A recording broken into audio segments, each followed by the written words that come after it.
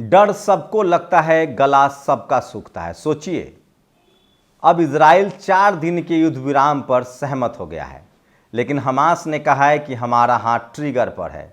मैं फिर कह रहा हूं, इस युद्ध विराम से इजराइल को लग रहा है कि उसे मौका मिलेगा तैयारी का, लेकिन हमास, हिजबुल्लाह और हिथू तीनों एकजुट हो जाएंगे। और सोचिए, युद्ध यहां तक पहुंच गया है कि अब इजराइल घुटने पर आ रहा है।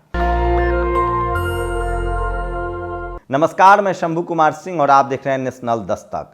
क्यों तैयार हुआ इजराइल युद्ध विराम के लिए? सोचिए, सोमवार 20/11/2023 को रात 9 बजे हमास लड़ाकों ने गजा अल जैतून के पश्चिम में एक घर पर धावा बोल दिया, जहां 3 इजरायली सैनिक और एक महिला सैनिक शरण ले रहे थे और उन चारों को बहुत ही करीब से मार डाला।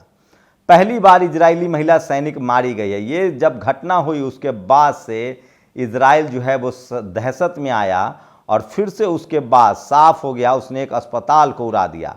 लेकिन उसके बाद उस पर जिस तरह से हमले हो रहे थे, Nablus, West Bank, Jenin, Nablus, Tubas, Jericho, Jerusalem पर इजरायली हमलों का जवाब देते हुए फिलिस्तीन ने अल बलबेना इलाके में आईडीएफ की टुकड़ी को घात लगाकर मारा।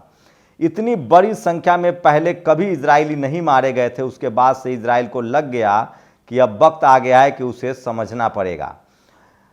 हमास यही नहीं रुका, आईडीएफ के बीच 3 सशस्त्र झड़पें मध्य गाजा, अल मगजी शिविर और उत्तरी गाजा के शेख रौडान में हो रहा है। इस बार इजराइल ने पहले से ज्यादा ताकत झोंकी और इजराइल तिलमिलाए हुए भी ज्यादा है, लेकिन उसके निर्णायक जीत नहीं मिल रही है। उसी के बाद आपको बताऊंगा कि इस युद्ध विराम का क्या मकसद है और इससे क्या क्या होगा। और जो अगले 24 घंटे वॉर 4 दिनों के लिए थम सकता है, हमास का बयान। हालांकि 24 घंटे में कोई ऐसा घटना घट सकती है जिससे समझौता टूट सकता है। तो सोचिए, आपको बताता हूं, जो मिश्रा अमरेश ने जो लिखा है, जो पूरा सिलसिलेवार ढंग से जो बताया है कि इसका मतलब क्या हुआ, मकसद क्या। अगर 4 दिन का अस्थायी युद्ध विराम होता है तो इसका यह मतलब नहीं कि युद्ध खत्म हो जाएगा। इसके ठीक उलट, हमास, फिलिस्तीन और इजराइल के बीच 4 दिन की अवधि समाप्त होते ही लड़ाई और बड़े स्तर पर शुरू हो जाएगी।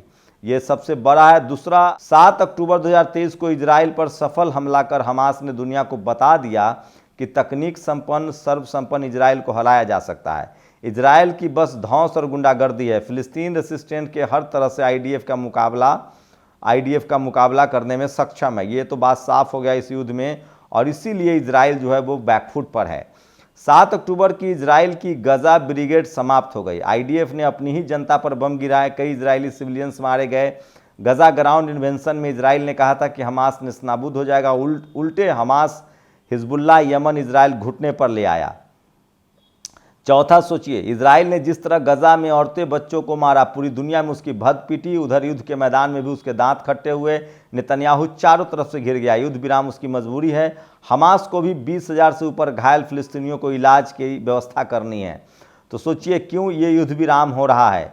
गजा सीज फायर की शर्तें, दोनों ओर से गोलीबारी की समाप्ति, गजा पट्टी के सभी क्षेत्रों में आईडीएफ सैन्य वाहनों पर बैन, गजा के सभी क्षेत्रों से आईडीएफ हटेगी, गजा पट्टी के सभी क्षेत्र में मानवीय राहत, चिकित्सा, ईंधन के लिए सैकड़ों ट्रक का प्रवेश होगा। ये युद्ध विराम इसलिए किया जा रहा है कि घायल फिलिस्तीनियों को मदद मिल सके। इजरायली जेलों से 19 से कम उम्र की 150 फिलिस्तीनी महिलाओं और बच्चों की रिहाई होगी। हमास और अन्य फैक्शंस की कैद में 19 साल से कम उम्र के 50 इजरायली बच्चे और महिलाओं की रिहाई होगी। ये भी सबसे बड़ा फैक्टर होगा। 4 दिनों के लिए हवाई यातायात बंद, प्रतिदिन सुबह 10 से 4 शाम बजे तक 6 घंटे के लिए हवाई यातायात बंद। गजा पट्टी में कोई गिरफ्तारी या हमला नहीं करेगा। ये है सबसे बड़ी खबर। अल सलाहदीन स्ट्रीट के किनारे उत्तर से दक्षिण तक लोगों की आवाजाही की स्वतंत्र गारंटी।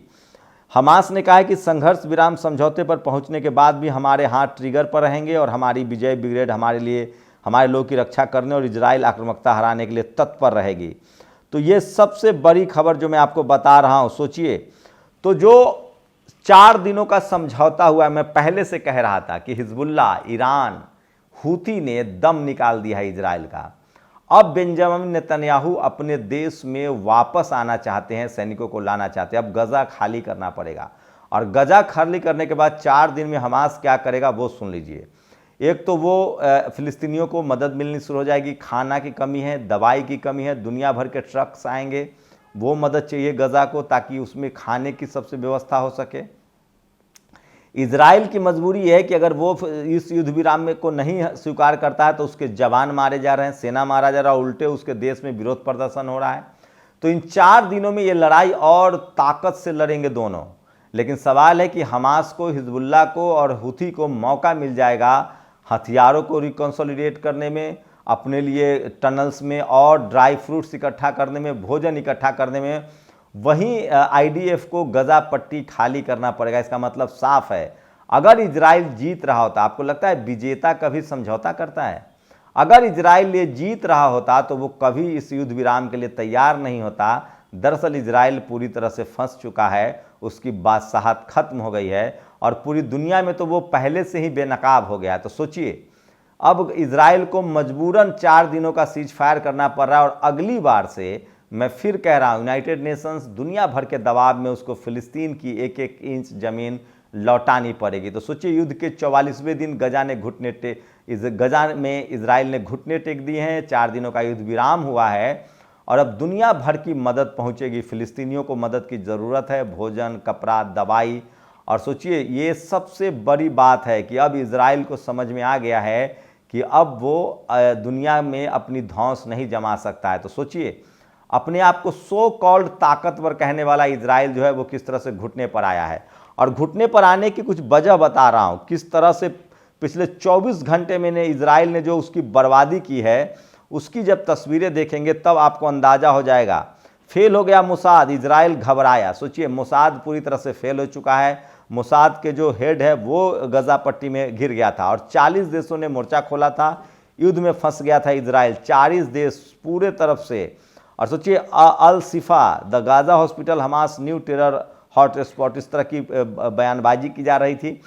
हिजबुल्लाह के आईडीएफ का सबसे बड़ा मिलिट्री बेस पर हमला, हिजबुल्लाह ने इजराइल के सबसे बड़े मिलिट्री बेस पर हमला किया था। उसके बाद हमास ने इजराइल के खिलाफ उतारे थे मानव बम। मैं पहले दिन से बता रहा था कि लगभग 10 लाख लोग हमास में शामिल हो रहे हैं और वो मानव बम बनने के लिए तैयार हैं। उसी बीच हवा में फटे इजराइल के जलते मार्कोव टैंक, उसके 20 से ज़्यादा टैंक रोज जलाए जा रहे थे, 50 से ज़्यादा सैनिक मारे जा रहे थे। तो ये सबसे बड़ी खबर है जो सोशल मीडिया पर वायरल है। इजराइल के खिलाफ हमास ने उतारे मानव बम से इजराइल घबरा गया था, अब उसके पास कुछ बचा नहीं था और इजराइल के सारे पड़ोसी देश एकजुट हो गए थे, जो सबसे बड़ी खबर है। हिजबुल्लाह का तेल अवीव पर बड़ा हमला हुआ था, इजरायली सेना के उड़े होश थे। लेकिन सबसे खास बात है कि अभी तक हिजबुल्लाह हमास और हितू सैनिकों पर ही हमला कर रहे थे, निर्दोष लोगों पर नहीं, निर्दोष इजरायलियों पर नहीं। नेतन्याहू के हाथ से निकल चुका है इजराइल। वहीं सबसे बड़ी बात है कि इजराइल में अब नेतन्याहू के खिलाफ सबसे ज़्यादा कैंपेन चल रहा है। वहीं ब्रिक्स देशों ने, जो एशिया के जो ताकत, जो दुनिया के एक ताकतवर संगठन है जिसको ब्रिक्स बोलते हैं, जिसमें ब्राज़ील, रसिया, इंडिया, चाइना जैसे देश हैं, उन्होंने साफ साफ कहा था कि आपको इस युद्ध को, BRICS condemns Israel war on Gaza in signal in the best the grouping which has previously focused on economic issue call of an end of war. तो सोचिए, ब्रिक्स कंट्री जो है, जिसमें ब्राज़ील है, रशिया है, इंडिया है, China है और साउथ कोरिया है, इन देशों ने कहा, साउथ अफ्रीका है, माफ़ कीजिएगा, इन देशों ने कहा था कि इसको युद्ध को रोक दीजिए। उसके बाद और इजराइल में हुए नरसंहार के नए वीडियो से मचा तहलका। तो इजराइल में लगातार नरसंहार हो रहे। हिजबुल्लाह ने उड़ा दिए थे इजराइल के हथियारों का जमावड़ा और हिजबुल्लाह फिर नहीं माना, इजराइल का अड्डा उड़ा डाला। गुस्से में ईरान बड़े हमले की तैयारी। वही अमेरिका के अड्डों पर ईरान के मिसाइली हमले की पूरी तैयारी हो चुकी थी और इन सब से वो लगातार घबराया हुआ था। और युद्ध के 44वें दिन सोचिए अब तक क्या होता था। 5 दिन, 7 दिन, 10 दिन इजराइल हमला करता था, फिलिस्तीन बैकफुट पर जाता था, कुछ ज़मीनों पर कब्जा करता था और फिर ये युद्ध रोक देता था। लेकिन इस बार इसको युद्ध रोकना पड़ा और मैं फिर कह रहा हूँ, हमास, हिजबुल्लाह और हुथी एक बार फिर से बड़ा पलटवार करेंगे अपनी तैयारी के साथ। उन्होंने इस समझौते को इसलिए माना है ताकि जो ज़रूरतमंद फ़िलिस्तीनी हैं, जिनको खाना चाहिए, दवाई चाहिए, 4 दिनों में उनकी मदद की जाए और उसके बाद वो फिर से दोबारा इस युद्ध में आगे शामिल होंगे, क्योंकि फ़िलिस्तीन अपनी आज़ादी की लड़ाई लड़ रहा है और इजराइल अब पूरी दुनिया में अलग थलग पड़ चुका है। आप लोग अपनी प्रतिक्रिया जरूर दीजिए। शुक्रिया।